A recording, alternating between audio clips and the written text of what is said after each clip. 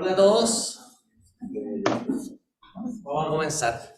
Bienvenidos a otra sesión de los seminarios académicos de la Facultad de Medicina y del Liceo. Esta vez, nuevamente, voy a hacer el puesto de anfitrión al doctor Mario Fernández, urólogo en la Clínica y nuestro largo tiempo del Centro de Genética y Genómica. Así que, Mario, por favor. Gracias, don Francisco. Buenas tardes, muchas gracias por la asistencia. Hoy día tengo el placer y el honor de presentarles al doctor Ashish Kamath, que es de MD Anderson, Centro de Cáncer en Estados Unidos, conocido por todos ustedes seguramente. La Clínica Alemana tuvo un convenio de casi 15 años con ellos, así como mucho intercambio en distintas especialidades. Y el doctor Kamath, aparte de ser un urólogo muy experimentado que se dedica casi exclusivamente a cáncer de vejiga en este caso, es además un gran investigador. De hecho, ha hecho una carrera completamente mixta desde ese punto de vista. Ven ustedes que tiene casi, de hecho me acaba de llamar la atención que no son 320, sino como 400 publicaciones al día de hoy en distintos temas. Y además lidera varios, en este caso un grupo internacional de expertos en cáncer de vejiga que se dedica no solamente a publicar y hacer revisiones de temas, apoyo de ensayos clínicos, sino también instancias educativas. De hecho, tenemos un curso, el curso de la Sociedad Chilena de Urología este año es liderado por este grupo justamente en cáncer de vejiga. Y además tiene participación en varias revistas importantes, también algunas instancias educativas en internet. Y bueno, ustedes ahí, él tiene una cátedra propia en MD Anderson, y desde ese punto de vista es muy importante. Él fue mi mentor cuando yo estuve allá el año que hice allá de investigación. Así que, doctor Kamath, te invito al auditorio. Thank you, Mario. I hope he was saying good things because unfortunately I don't understand Spanish. And nobody clapped, so I hope he was saying good things.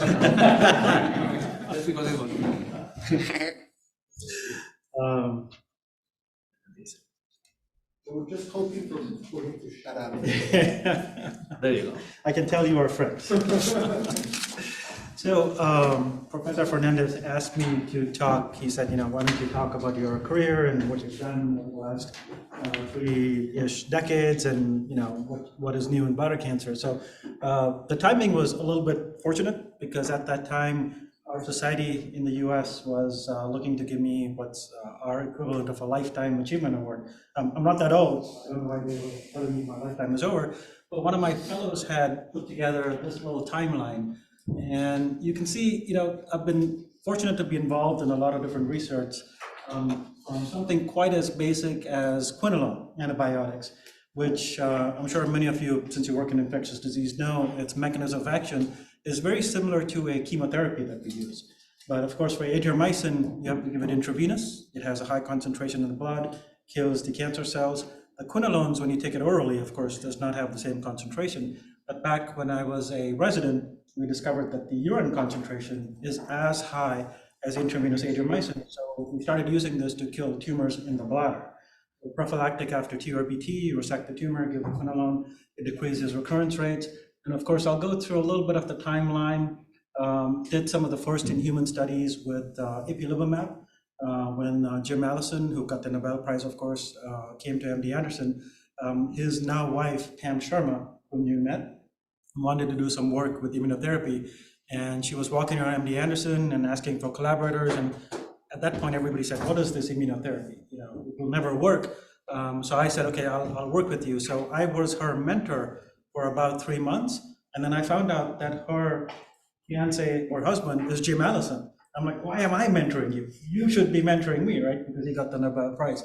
But I'll go through a few of these things and how bladder cancer management has changed over the years. Now, again, I just found out that many of you are not clinicians, but just to put things in perspective, with any disease, and bladder cancer is no exception, it's very important to understand exactly what the risk stratification is, what sort of bucket a particular disease or particular patient falls in. And risk stratification is something that in bladder cancer has been all over the place. In 2011 and 14, my group, the International Bladder Cancer Group, sort of defined the risk classification of tumors and patients that have disease. I'll just use this as an example to show you how confusing it is, even today, for a clinician to understand which bucket to put a patient in. So for example, when we see a patient, we look at the tumor under the microscope, we look at the grade, we give it a stage, and if it's a low-grade tumor, most of us would put this patient in the intermediate risk category. We switch to the American Urological Association classification. They agree with some of this, but then some high-grade tumors are also put in the same classification. So the patient sits in the office, and depending on which classification you're using, the treatment could be BCG, which is the best treatment for bladder cancer, or it could be chemotherapy. The EAU, again, it will go across this definition, and they used to follow what the IBCG had used before. But in 2021, with more molecular studies, grading, subgrading classification, they decided to make it a lot more complicated, which was good because you do have more refinement, but now everybody needs a calculator to look at these patients. So the bottom line is, because it's very confusing when you look at different areas and different parts of the world as to what the classification is, our group, and Kelly is currently faculty at MD Anderson, but she was a fellow 2 years ago, and of course, many of these were previous fellows of ours. We looked at the behavior of these tumors. And you can see here that no matter if you classify these according to the EAU definition as being high risk or low risk, low-grade tumors, they behave the same, right? They're clearly separate from the low-grade, and all high-grade tumors behave the same, including on how they respond to BCG immunotherapy, whether the patient progresses, gets metastatic disease.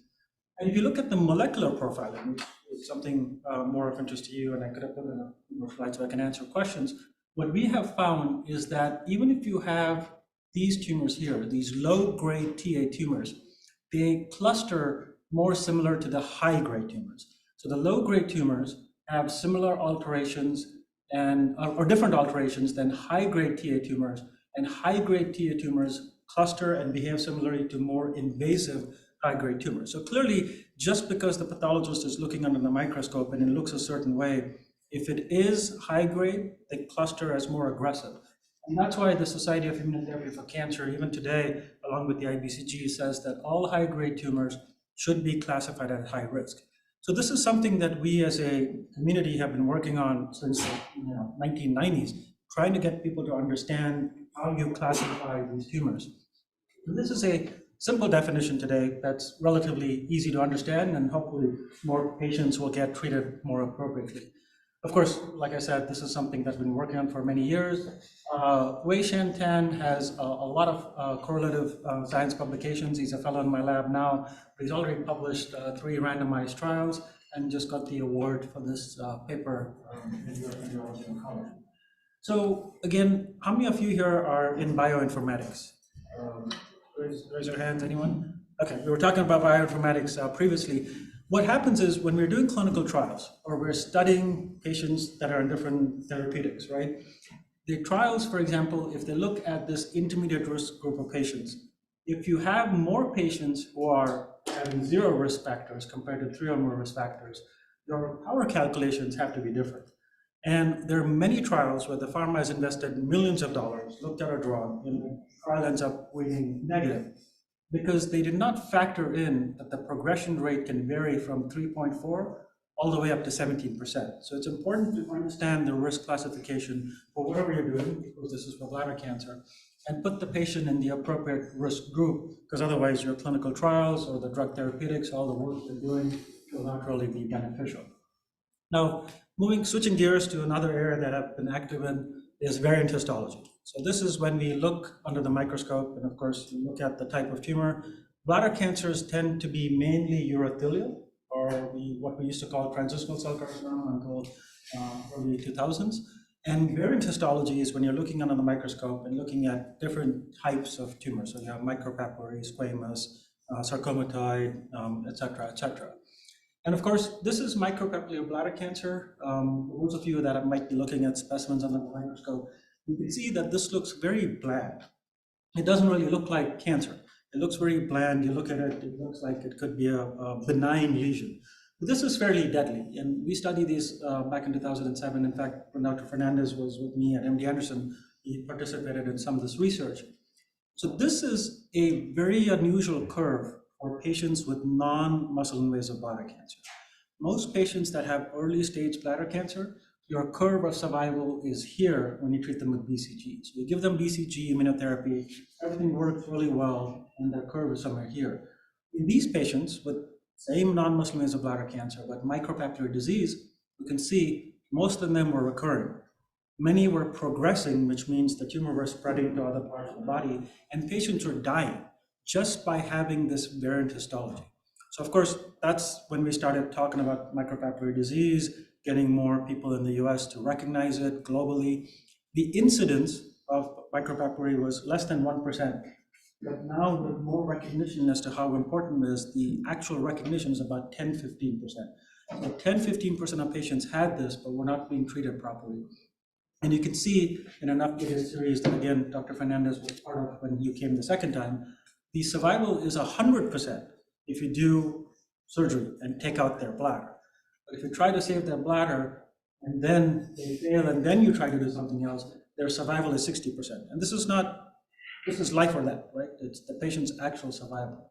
And again, when you look at the molecular profile of micropapillary bladder cancer, for those of you are doing gene expression profiling, you recognize the luminal subtype of urothelial carcinoma is very similar to the luminal subtype of breast cancer. And this is work that Charles Gall, who is one of our pathologists, has done. And you can see that the micropapillary bladder cancer clusters more similar to luminal type, which means surgery works best. Chemotherapy, immunotherapy doesn't work quite as well against this type of tumor. And it's true even for advanced metastatic disease.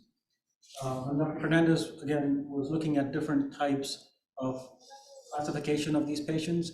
We found that there's a huge difference in survival of these patients based on certain factors. But if you give them chemotherapy, you can improve their survival. So there are ways in which we can understand the molecular biology and actually make a difference to patients. There's about 80,000 patients a year in the US that get bladder cancer. So affecting 10% of these positively just by recognizing the molecular subtype has really changed the survival of these patients. Again, we hear a lot about immunotherapy. We hear a lot about, obviously, Jim Allison got the Nobel Prize. He's at MD Anderson. But we have to remember that BCG is the oldest and still the most efficacious immunotherapy that we have, right? It's a dirty immune drug. And there's a lot of myths and mysteries that exist in the United States. This is a little bit more clinical, so I'll go a little quicker through this.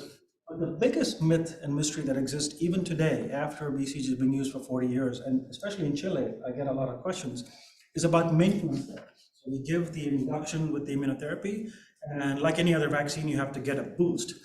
The only boost that works is this particular protocol where you give 6 weeks of BCG, and then you follow up with 3 weeks at 3 months, 6 months, and every 6 months for 3 years. And a lot of folks, I understand, in South America, use a different type of maintenance, which is 1 installation every 3 months. You can see no difference. 1 installation every one month, no difference. And the COW group, which is the South American and Spanish coalition, used to do this, and they found out that there's no real difference when you do it this way. So it's important to understand that immunotherapy is not like chemotherapy. More is not better. You can actually suppress the immune system if you give too much immunotherapy to these patients. But if you do immunotherapy well, no drug today beats this curve. This is better than pembrolizumab, which is $10,000 an injection. It's better than gene therapy, which is currently $20,000 an injection. And BCG in the US is $100, but it's much cheaper here, from what I understand. So you have a drug. The irony, unfortunately, is that Merck makes BCG in the US, which is $100. They also make pembrolizumab, which I did the research on, but it's $10,000. So guess which one they're supporting? Obviously pembrolizumab. So there's not enough BCG in the US for our patients. Of course, when we have drugs that work, we're trying to figure out different biomarkers. Long and short of it is, when it comes to bladder cancer, with all the work that's been done, we currently don't have any reliable biomarkers to help us predict response to therapy. So those of you that are interested in biomarkers, bladder cancer is a ripe field to do this work, because really, other than clinical parameters, the only thing that may help is the FISH pattern, which is chromosomes 3, 7, 17, 9p deletion on the cells that are shed in the urine. The cytokines in the urine and molecular subtypes might be useful. So this is the data with FISH that we discovered many years ago. It's looking at cells that are shed in the urine. We do the FISH probe, which is a commercial probe now. It's Abbott Eurovision study. And you can see here that using the FISH data, you can categorize patients into different groups. Practically speaking, if you have a patient that has a negative FISH that stays negative, this patient has a 0% chance of progressing in 2 years. It's a negative FISH that becomes positive, that patient has a 40% chance of progressing. So you can use this early on to help guide therapy and guide treatment decisions. This FISH has made it into several guidelines, the International Guideline, the American Neurological Guideline, and it's the only marker currently that's existing. So there's a lot of work that needs to be done with markers. Now, of course, with immune therapy in the bladder, and BCG is an immune therapy, we do have cytokines. My lab has been working on cytokines for many years now, and of course, you can see here that there's a whole range of cytokines that get stimulated with BCG. Some go up, some go down, and if you put them together, you can actually help predict response to BCG. If you look at each individual one, the curves don't separate. So again, it's a very complex immune system, and with your work in infectious disease, you know it's a dirty drug, and you have to have dirty assays to look at the response. Again, to show you how medicine in general works, patients respond to BCG like I showed you, but what happens to them after BCG? What is the classification of BCG failure? These definitions, even urologists don't know, right? Urologists could not understand this, pharma could not understand this. So for many years, there was no activity, no drugs, nothing happening in this space. So our group and some other groups came together and had discussions with the FDA, and we put forward certain important publications that the FDA adopted in 2018, so not that long ago. Based on this understanding, we now are able to classify patients into different categories. And again, no need for you to pay too much attention to this. This is more for the clinical side of things. But to show you that you can have 1,000 patients, and if they fall in this particular category, they're called BCG unresponsive. But otherwise, there's a whole number of patients that fall into different categories. The reason to keep this in mind is, again, a practical example in the clinic. So if you take patients with carcinoma in situ and give them 6 weeks of BCG, at 3 months, when you evaluate them for response, the response rate is about 55–58%. Now in this arm, nothing else was done. You just allowed time for the immune system to work. The response goes up from 58 to 69%. Now a lot of companies used to come in at this point here and say, okay, we have a drug, and let's look at this drug in your patient. And they would look at the drug, they would get about a 40–50% response rate, and they were approved. And these drugs used to cost tons of money, thousands of dollars, but in the real world, nothing much is happening. Because in these patients, if you just give them standard BCG, CR, complete response rate, goes up from 55 to 84%, which means you can salvage 64% of these patients by giving them standard treatment. And of course, people were coming in and giving them experimental drugs, getting response rates, and this did not mean much clinically. So of course, like I said, the FDA adopted this definition of ours in 2018, and you can see here, before 2015, there was not much activity in the field. Of course, when we started talking about this definition, and then 2018, huge explosion, and there's a lot more here too that's undergoing in our disease space.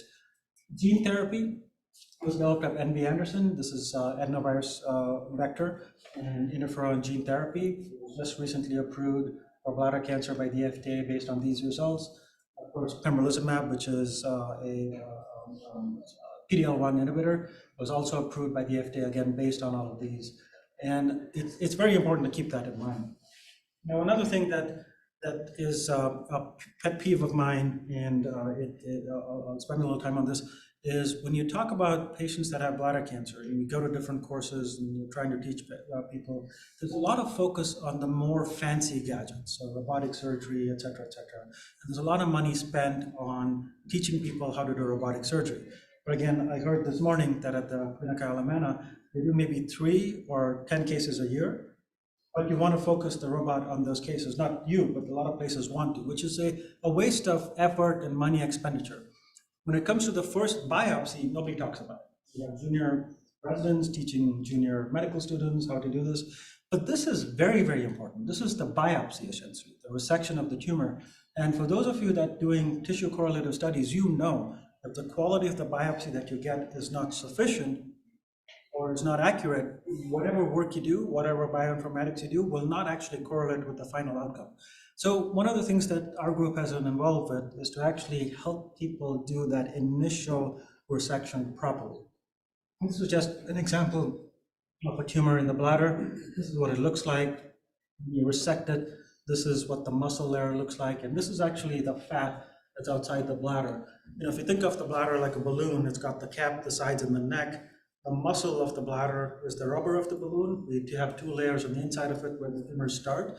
And when these tumors get into the muscle, that's when they become metastatic, or they can spread. And this is actually a very tricky operation because we're talking about layers of the bladder, but the bladder is no thicker than your jeans, may be folded over once, right? So you have to go really thin and be careful, otherwise you have a big hole in the bladder. And this is a very telling graph, because if you look at the data across Europe, what this means is that the urologist has told the patient, I have taken out your tumor. And then the patient goes back for a second look. And he or she has been told, all your tumor is gone. And when you go in for a second look, some patients, 17% in some hospitals have residual tumor. Some hospitals, 67% of patients have residual tumor. And I see this unfortunately a lot where patients come and tell me, oh, my doctor took out the whole tumor. I look in the bladder and there's tumor, right? So one of the things that we always tell any hospital system, any new graduate, when you're going, keep track of where you are in this number. You should, if it's 17%, it's understandable, but you should never be at 67% where you think you got the tumor, but 2 out of 3 times you've left the tumor in your patient. I mean, that is not what you should. It's like watching your own video when you're doing sports. Watch your stroke, watch your shot, watch it, learn from it, and do this better. This is another interesting technology that exists where we put a medication in the bladder of the patient, the bladder takes it up, and then you shine a special light on it. So this is what a tumor looks like just with regular light. All of you, I'm sure, can see this. I'm sure many of you, since many of you here are young, have young eyes and can see this tumor too. It's not hard to see, even if you're not a urologist, right? But with the blue light shining on this thing, anyone can see this. Even a very junior medical student that has never seen a tumor can see this. What happens often if you don't use this type of optical enhanced technology, you will take out this tumor, and then when the patient comes back, this tumor has grown, which can cause problems. But this again is an example of how it may help. This place, it definitely helps. Usually if I'm sitting in a room of urologists that do this all the time, I will ask now, show of hands, somebody can see the tumor, and people this morning pointed out to something here, somebody said there was something here, somebody thought there was something here. Honestly, I know where this tumor is, and I'll show you, but even I cannot still see the tumor. This is where it is, right? So if you don't use the blue light, this would have been missed. This was actually a life-threatening tumor, high-grade carcinoma in situ, can spread, can metastasize. So it's very important to use technology, and this is just a clinical graph showing with some of the work that obviously we've done that it does help patients' outcomes. This here is something that is actually applicable to life in general. We talk about complicated surgeries as patients are older, they're frail, they're sick, and we focus more on what happens in the hospital. And I've come to Santiago a few times to teach and demonstrate surgery, and I'm often asked, well, how come patients in Houston are going home so quickly, and here we have to keep them longer? It's not the quality of the actual surgeon. Surgeons here are phenomenal, nurses are phenomenal. It's what's happening before and after the surgery. So when it comes to bladder cancer, the complication rates from bladder cancer surgery are the highest of any type of surgery that you can do for cancer. But what really matters is how you take care of the patient before and after. And so that's why we have developed a framework of essentially what we call the enhanced recovery after surgery, where you have counseling of patients, optimizing lungs, carbohydrate loading is very important. Bowel prep is something where in the old days, patients were told don't eat or drink anything prior to surgery, but now we actually tell them eat more before surgery, almost like you're training for a marathon. Load up on carbs, load up on nutrition, and come in. And of course, there are things that we do during and after surgery, which I won't spend too much time on here. But again, just to show you some of the work that I did, which is a phase 3 study to get this drug approved, which when you give it, it blocks the opioid receptors in the intestine of the patient. So normally if you take narcotics to help with pain, you get constipation, you can't eat, you get bloated. This blocks the receptors in the bowel, so the patients can be pain-free, but they don't have any side effects from constipation or anything else like this in the bowel. And Steve Williams was one of my former fellows. He's now chair at UTMB. Together with him and other people across the globe, we put together a little resource that any hospital in the world can come to us, and we help you with this sort of thing, developing this. A few words about the International Bladder Cancer Group, mainly because there's opportunities for folks here to collaborate if you want to.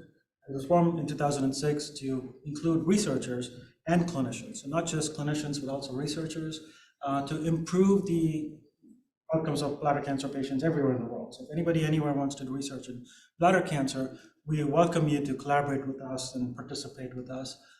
These are just the founding members, not familiar to most of you, but most urologists will recognize a lot of these people. But our membership has grown now across the globe.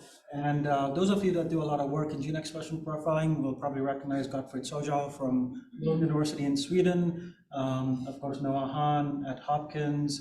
There's a couple other, I don't know who this guy is here, but Anki, Charles Go, a lot of people who've done a lot of work with TCGA and other things are part of our society.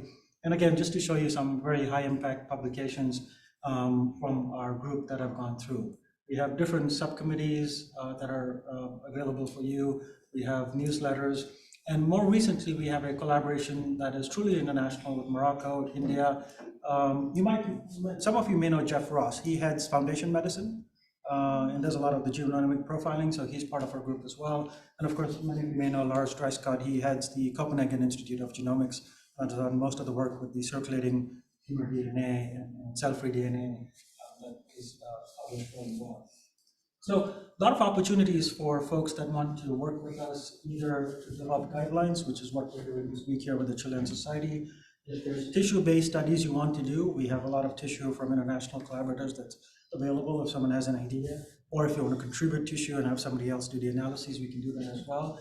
So a lot of different platforms. The ECHO platform is a platform that the founder of Zoom has donated to the platform along with a pathologist in New Mexico.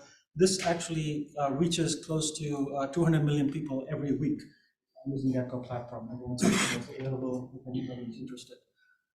Just to summarize, all I wanted to say is that the patient voice is very important. So we do a lot of research, and I've done a lot of research during the years. But one of the things that I've learned over the past 30 years is that sometimes we do research, but we don't keep the patient in mind. Of course, clinically, yes, when I'm taking care of a patient with surgery, I know what surgery the patient needs.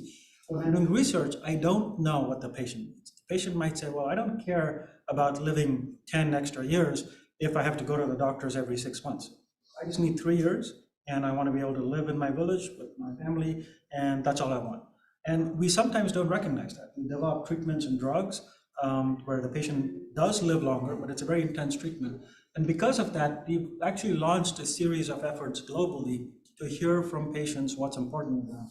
And what I tell anybody, whether it's basic science or translational science, and especially clinical science, when you're designing your hypothesis, your specific aims, putting in a grant, yes, do all your work, but ultimately, who are you doing this for? It's for the patient. So understand what matters to the patient and essentially put that in your grant. So like I said, this is something that one of my fellows made. It's just the outline of things that I've done over the years. Hopefully I'll keep doing a whole lot. For the urologists that are sometimes looking for more information, there's a book that one of my former fellows and I put together recently, and that's MD Anderson. For any of you that have not been to Houston, you're more than welcome to visit. They have multiple facilities. In fact, when Judah Folkman, who was the father of angiogenesis, used to fly over Texas, he would look down and say, "You guys have too many sick people to need that many hospitals." But it is the largest cancer center in the world, and it's a pleasure to be working there. With that, thank you for your attention.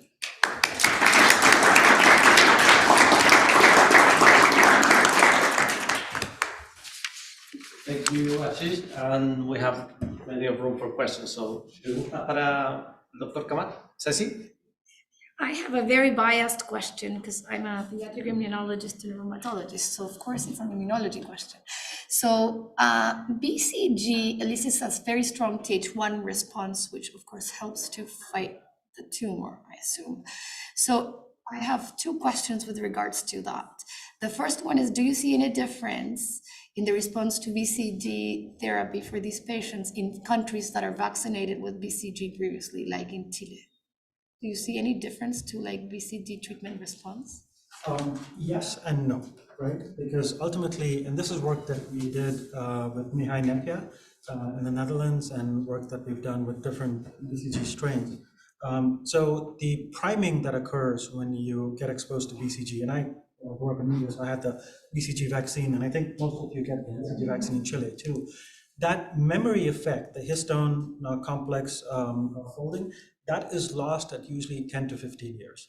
So in people that are constantly exposed to tuberculosis, like in India, for example, and I don't know what the incidence of TB here is at a baseline, but if there's any background exposure to mycobacteria in general, those patients get a lot more side effects from BCG.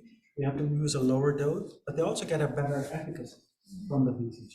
But in countries where people are only vaccinated at birth, and then they get bladder tumor usually in the 60s, there's no difference in whether they were vaccinated or not. Now, there is a trial in the US, it's a 1,000-patient study that just finished, where in the US, nobody is vaccinated against tuberculosis. So we actually vaccinated patients. And then a month after that, gave them BCG in the bladder.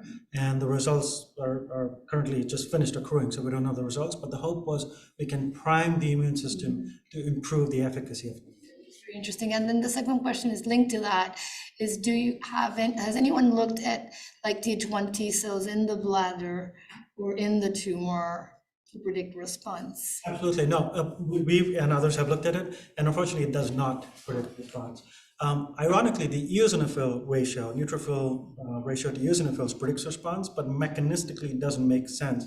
And we all say, BCG works so well, and we understand a lot about it, but I'm sure there's so much about it that is still remaining to be understood, right? No, so the actual effector cells, the T cells in the body, they don't predict response. Tenemos una pregunta en el Zoom, Gonzalo. Hello.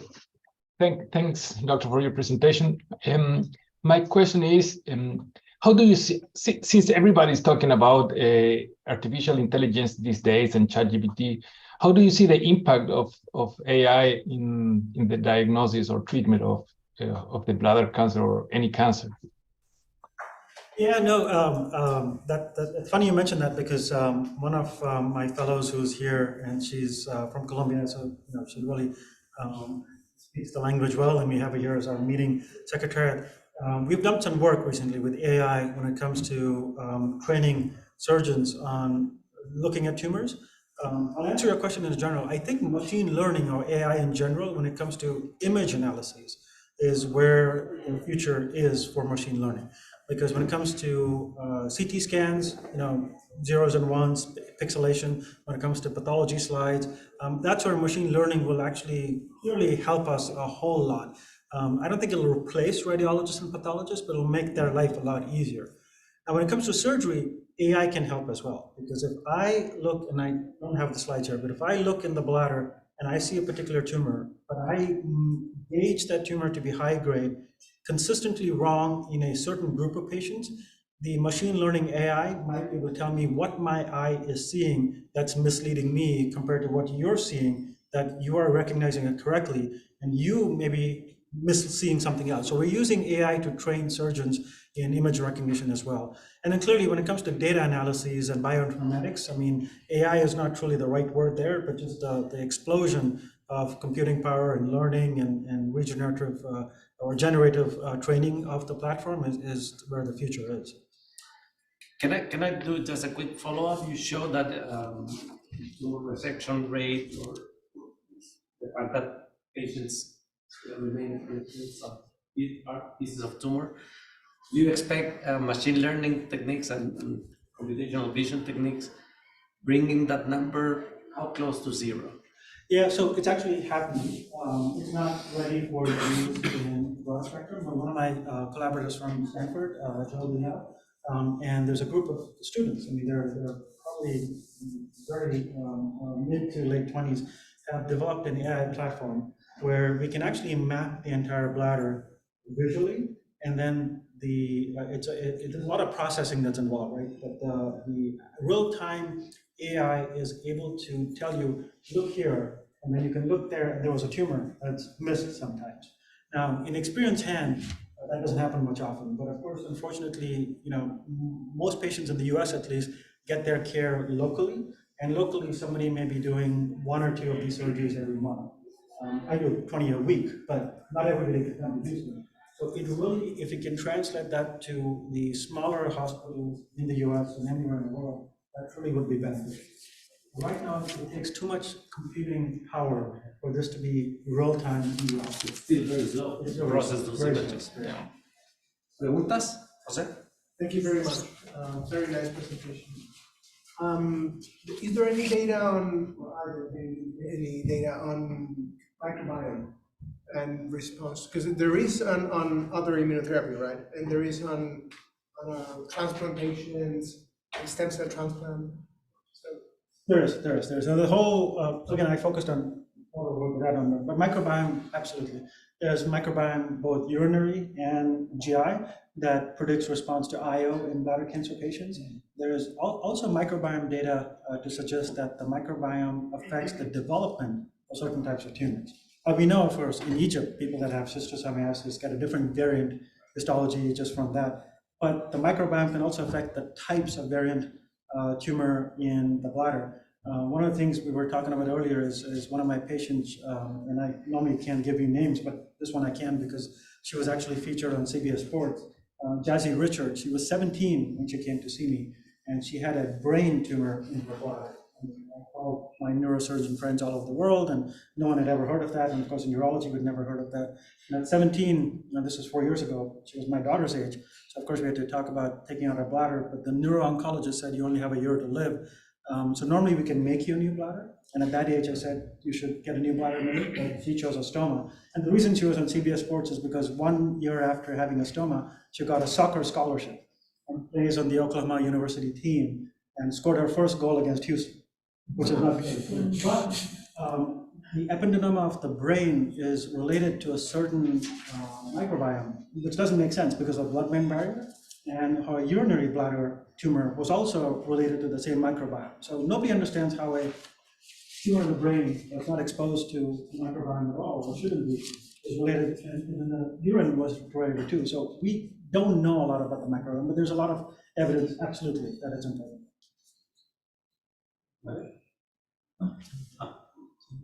¿Preguntas? Ricardo. Thank you. I wonder if there is any experience or there is any interaction described if you get BCG as a treatment and then, or at the same time, you get a checkpoint inhibitor. That makes any sense? Yes, no, that makes a lot of sense. So the way the checkpoint inhibitors actually work for most tumors is that the tumor antigens, the immune system has to be primed, and then the checkpoint inhibitors help. Now, when it comes to melanoma and lung and bladder, they're very immunogenic tumors, right? So if you look at the TMB, tumor mutational burden, lung, melanoma, bladder, they cluster on one end, prostate, and all of the others on the other end. So in metastatic disease, IOs work really well because there's already released, the antigens are released. In the bladder, the tumor is not exposed to the vasculature.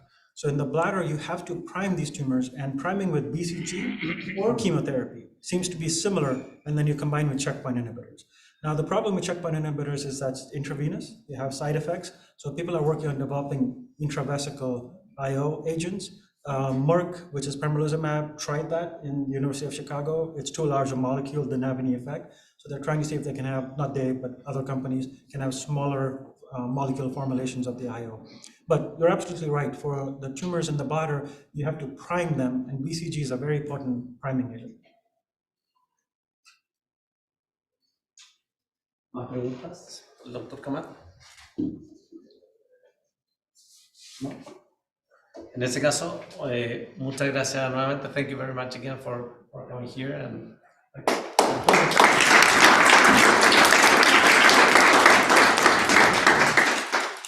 y para todos, nos volvemos a reunir en nuestro seminario académico en 2 semanas más.